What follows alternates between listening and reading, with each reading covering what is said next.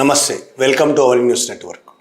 భారతీయ షిప్ల మీద అమెరికా దాడి చేయడం, 3 షిప్ల మీద 3 భారతీయులు చనిపోవడం, ఆ దాడిలో అమెరికా 3 భారతీయులను హత్య చేయడం. ఈ నేపథ్యంలో చాలా చర్చ నడుస్తుంది భారతదేశ వ్యాప్తంగా.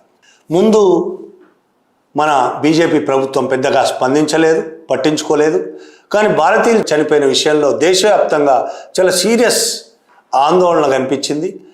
ఈ దేశంలోని నెటిజన్లు, పౌరులందరూ కూడా దీన్ని తీవ్రంగా వ్యతిరేకించారు. అమెరికా చేసిన చర్యను, మనకి ఏమాత్రం సంబంధం లేని ఆ యుద్ధం, అమెరికాకు ఇరాన్కు సంబంధించింది, ఇజ్రాయెల్కు ఇరాన్కు సంబంధించిన యుద్ధం. మన నౌకలను టార్గెట్ చేసి అమెరికా దాడి చేసి 3 చంపేయడం విషయంలో చాలా సీరియస్ వ్యతిరేకత వచ్చింది. ఆ తర్వాత తప్పనిసరి పరిస్థితుల్లో భారతదేశ అధికారులు, బీజేపీ ప్రభుత్వం కూడా స్పందించాల్సి ముందు స్పందించింది. అమెరికా పేరు తీయకుండానే దాడి జరిగింది, 3 చనిపోయారు, ఈ విధంగా దాడులు జరగకూడదు, దాడులు జరగకుండా చూసుకోవాలి, ఎవరి పేరు పెట్టకుండా. ఆ తర్వాత సీరియస్గా ప్రజల నుంచి విమర్శలు రావడంతో అమెరికాను చాలా సీరియస్గా అటాక్ చేసాము, అమెరికాను తిట్టామని ఒక వార్త స్పెక్యులేట్ అయింది. గోధి మీడియా చాలా బ్రహ్మాండంగా రాసింది. మన విదేశాంగ శాఖ మంత్రి జయశంకర్, అమెరికా విదేశాంగ శాఖ కార్యదర్శి మార్కో రూబియోకు ఫోన్ చేసి జయశంకర్ లెఫ్ట్ అండ్ రైట్ ఇచ్చేశాడని, వార్నింగ్ ఇచ్చాడని అమెరికాకు. ఇటువంటి వార్తలు చాలా గోధి మీడియా ప్రచారం చేసింది. అంతు చూస్తానన్నాడని, కళ్ళు ఎర్ర చేశాడని, అసలు అమెరికా భారతదేశంతో పెట్టుకుంటే ఎట్లుంటుందో మేము చూపిస్తాం అమెరికాకు అని, ఇట్లా చాలా రకాలుగా ప్రచారాలు అయితే చేసింది. గోధి మీడియా చేసింది, అంధభక్తులు కూడా చాలా ప్రచారం చేశారు. భారతదేశం ఏం తక్కువ తినలేదు, మన బీజేపీ ప్రభుత్వం ఏం తక్కువ తినలేదు, మనం కూడా అటాక్ ఇచ్చేసాం అని కథలు చెప్పారు చాలా. అవి కథలే అనే విషయం తర్వాత మెల్లమెల్లగా అర్థమైంది. ఇవన్నీ ఉట్టివే. ఎందుకంటే అమెరికాను బెదిరించేంత ధైర్యం మన బీజేపీ ప్రభుత్వం ఉందని ఎవరూ అనుకోరు దేశంలో, వాళ్ళు ప్రచారం చేసుకోవడం తప్ప. ఈ ఇద్దరి ఫోన్ సంభాషణ జరగలేదా? జరిగింది. ఫోన్ సంభాషణలో ఏం జరిగింది? మార్కో రూబియోకు జయశంకర్ ఫోన్ చేసింది నిజం. జయశంకర్ ఫోన్ చేసి ఈ విధంగా మా పౌరులను చంపడం సరైనది కాదు, దీని మీద మీరు సరైన చర్యలు తీసుకోవాలన్నది నిజం. అప్పుడు మార్కో రూబియో ఏం మాట్లాడాడు అనేది మన దేశ మీడియా చెప్పలేదు, జయశంకర్ ఎలాగూ చెప్పాడు. ఆ విషయాన్ని అమెరికా విదేశాంగ ప్రతినిధి టామీ పిగాట్ బహిరంగంగా వెల్లడించాడు. ఇప్పుడు చాలామంది ఆయన వెల్లడించిన అంశాలని ట్వీట్ చేసి మీడియాలో వచ్చింది, అమెరికన్ మీడియాలో వచ్చింది, ట్వీట్ చేస్తున్నారు. మన శశి థరూర్ కూడా ఆ విషయం ట్వీట్ చేశాడు, ఏం మాట్లాడాడని. టామీ పిగాట్ చెప్పిన విషయం ఏంటంటే, జయశంకర్ మార్కో రూబియో ఫోన్లో మాట్లాడుకున్నారు. జయశంకర్తో మార్కో రూబియో మాట్లాడుతూ హర్ముజ్ జలసంధిలో శాంతి భద్రతను కాపాడేందుకు అమెరికా దళాలు చర్యలు తీసుకుంటున్నాయి, అన్ని వాణిజ్య నౌకలు వెంటనే అమెరికా బలగాల ఆదేశాలు పాటించాలి, అమెరికా విధించిన దిగ్బంధాన్ని ఉల్లంఘించడం లేదా అక్రమంగా ఇరాన్ చమురును రవాణా చేయడాన్ని ఏమాత్రము సహించబోము, ఇది రూబియో మాట్లాడిన మాటలు అని టామీ పిగాట్ స్పష్టంగా అధికారికంగా చెప్పాడు. జయశంకర్ దేనికి ఫోన్ చేశాడు? మా 3 పౌరులను చంపారు, ఇది అన్యాయం అని కదా ఫోన్ చేశాడు. దాని గురించి కనీసం మాట్లాడకుండా అమెరికన్ విదేశాంగ కార్యదర్శి మార్కో రూబియో దాని గురించి పట్టించుకోకుండా, ఈయన ఏం మాట్లాడుతున్నాడనే వినకుండా ఆయన జయశంకర్ని, ఈ దేశాన్ని బెదిరించాడు, వార్నింగ్ ఇచ్చాడు దేశానికి. మమ్ములను కాదని, మేము విధించిన దిగ్బంధాన్ని ఉల్లంఘిస్తే హర్ముజ్ జలసంధి ఇరాన్ దిగ్బంధించింది, హర్ముజ్ జలసంధికి బయట అమెరికా దిగ్బంధించింది. ఎవరు ఇరాన్ వైపు కానీ అటునుంచి ఇటు కానీ షిప్పులు వెళ్ళొద్దు అనేది అమెరికా. కాబట్టి మేము దిగ్బంధించాం, మా దిగ్బంధాన్ని ఉల్లంఘించి ఎవరైనా వెళ్తే అంతు చూస్తాం అని జయశంకర్కి వార్నింగ్ ఇచ్చాడు ఆయన. అంటే అర్థమైంది, మేము 3 చంపడమే కాదు, మళ్ళీ అటువైపు షిప్పులు వస్తే మళ్ళీ చంపుతామనే కదా అర్థం. ఇంత దారుణంగా, దుర్మార్గంగా ఇండియాకు వార్నింగ్ ఇస్తే జయశంకర్ నోరు మూసుకొని కూర్చున్నాడు. అక్కడ షిప్పుల్లో ఉన్న వాళ్ళకి ఇప్పటికీ దారుణమైన పరిస్థితులు ఇప్పటికీ ఉన్నాయి. అక్కడ ఇండియన్ షిప్పులు ఉన్నాయి, అక్కడ దారుణమైన పరిస్థితులు ఎదుర్కొంటున్నారు. అక్కడ భారతీయులు ఉన్న షిప్పుల్లో వాళ్ళు కొన్ని వీడియోలు చేసి సోషల్ మీడియాలో పెడుతున్నారు. మీరు యుద్ధం చేసుకొని మధ్యలో మమ్మల్ని ఎందుకు చంపుతున్నారని వాళ్ళు ప్రశ్నిస్తున్నారు భారతీయులు. వాళ్ళు అడిగే కనీస ప్రశ్న కూడా మన దేశ ప్రభుత్వము, బీజేపీ ప్రభుత్వము అడగలేకపోతున్నది. అమెరికాకు వ్యతిరేకంగా సీరియస్ చర్యలు తీసుకోవడానికి కూడా దీనికి శక్తి జాలడం లేదంటే అర్థం చేసుకోవచ్చు మనం ఎంత బలహీనులో, ఎంత పిరికివాళ్ళు అనేది. జనరల్ బక్షి ఉన్నాడు, రిటైర్డ్, చాలా ఫేమస్ ఎనలిస్ట్, మిలిటరీ ఎనలిస్ట్. అతను చాలాసార్లు ఈ మధ్య కాలంలో ఇరాన్ యుద్ధం తర్వాత రెగ్యులర్గా మాట్లాడుతున్నాడు మీడియాలో. ఆయన పోస్ట్ చేశాడు, Indian lifes matter, Indians are not for killing.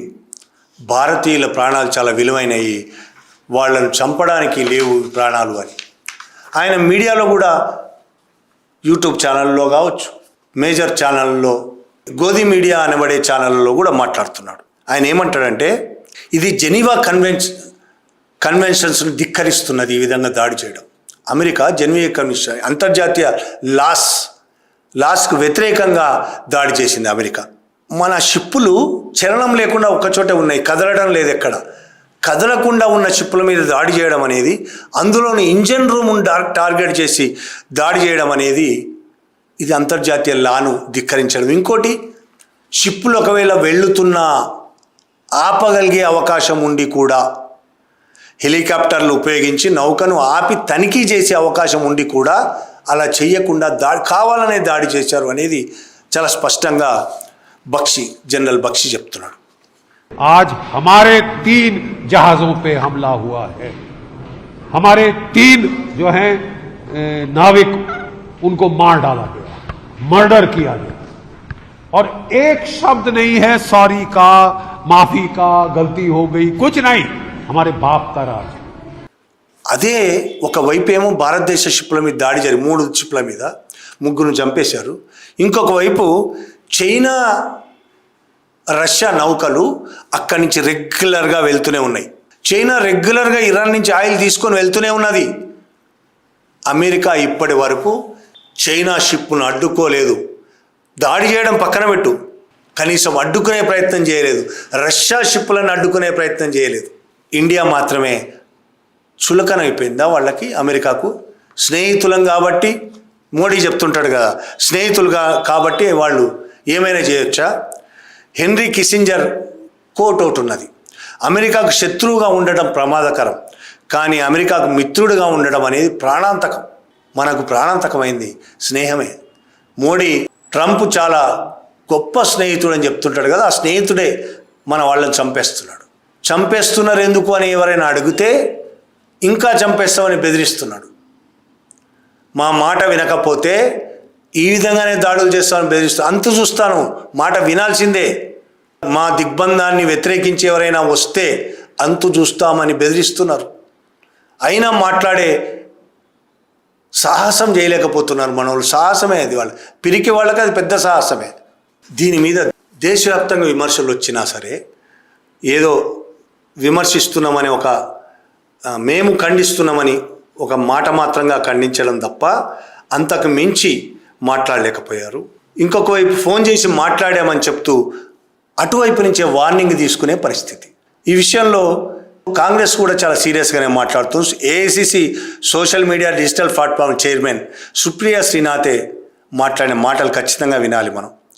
June 11న అమెరికా ఎంటీ సెట్టెబెల్లో నౌకపై దాడి చేసి 3 భారతీయ నావికులను హత్య చేసింది.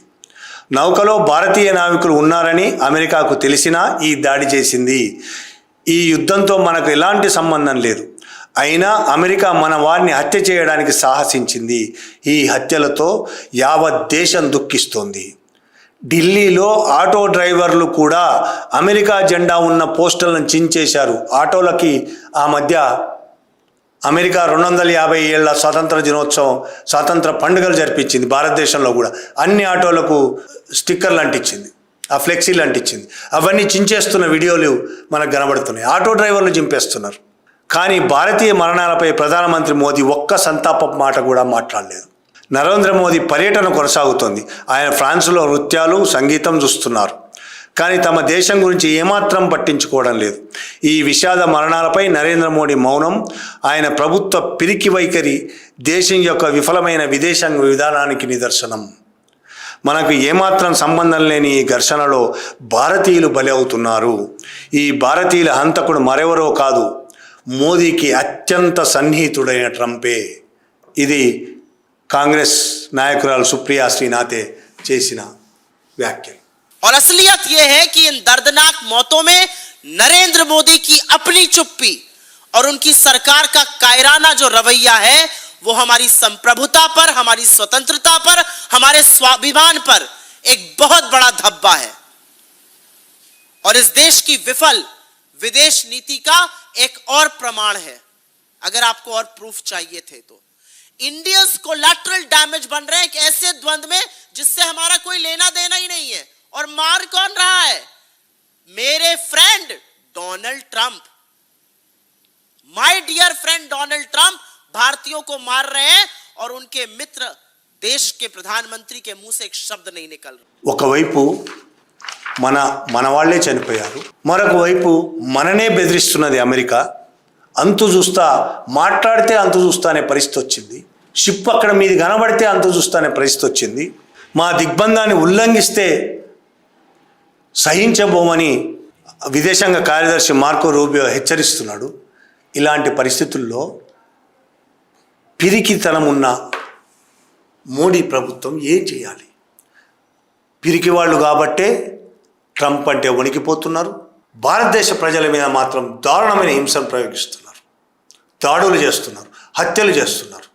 మొన్న బీహార్లో ఒక ఎగ్జామ్ రాయడానికి వెళ్ళిన అభ్యర్థుల మీద, ఎక్సైజ్ శాఖ ఎగ్జామ్ రాయడానికి వెళ్ళిన అభ్యర్థుల మీద లాఠీచార్జ్, కాల్పులు. దేశంలో అనేక చోట నీట్ పేపర్ లీక్ వ్యతిరేకంగా జరుగుతున్న జంజీల ఉద్యమం మీద దాడులు, లాఠీచార్జీలు. ఒకవైపు దేశంలో హింసను ప్రయోగిస్తూ మరొక వైపు అమెరికాకు లొంగిపోయి పిరికితనంతో గజగజలాడుతూ ట్రంప్ పేరు వింటేనే ఉన్న ఈ ప్రభుత్వం, ఇంత బలహీనమైన ప్రభుత్వం, ఇంత పిరికితనం ఉన్న ప్రభుత్వము ఈ దేశానికి ఏమైనా మేలు చేస్తుందని మనం ఆశిస్తే మనంత మూర్ఖులు ఇంకొకళ్ళు ఉండరు. Thank you very much.